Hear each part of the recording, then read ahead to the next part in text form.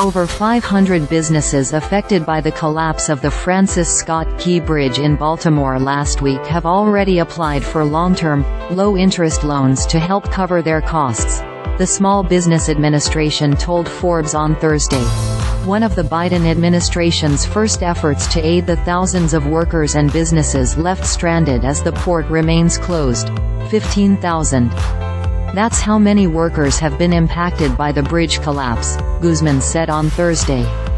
Earlier in the year, Maryland Governor Wes Moore said those 15,300 jobs were located at the port, while another 140,000 were indirectly linked to port activities. The SBA confirmed it was still collecting data about the true scale of the catastrophe, with Guzman calling it an unprecedented, unusual type of disaster. The SBA will hold a roundtable meeting with Senator Ben Cardin, DMD, Representative Kweisi Mfume, DMD, and Baltimore Mayor Brandon Scott on Thursday to further discuss the federal government's relief efforts and tour the small business recovery center set up in Baltimore. Administrator Guzman encouraged small business owners impacted by the collapse to reach out to the recovery centers, who can offer them free advisory services to help them pivot and adapt during this time.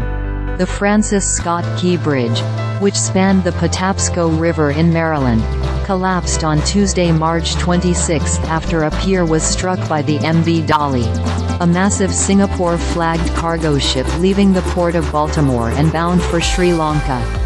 The majority of the 1.6-mile bridge fell into the water, blocking off the port and leaving more than 40 ships stranded in the harbor. At a press conference the day after the disaster, Buttigieg estimated the port paid about $2 million in wages to Baltimore workers daily. Buttigeg also estimated the port moved about $100 to $200 million worth of cargo in and out of the harbor each day. The Port of Baltimore is the nation's largest terminal for auto exports, shipping more than 847,158 cars and light trucks in 2023. The port is the nation's second-largest hub for exporting coal, responsible for about 28% of all U.S. coal shipments in 2023.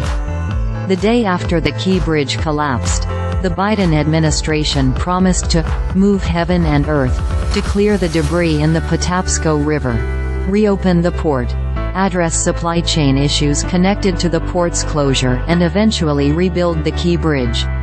Rebuilding will not be quick, or easy, or cheap, but we will get it done, Sec. Buttigieg said last Wednesday. Some congressional Republicans balked at Biden's promise to pay for the entire bridge reconstruction, arguing taxpayers should not foot the bill for the disaster. Representative Andy Harris, RMD, told Fox News that the company that owns the Dali should foot the bill.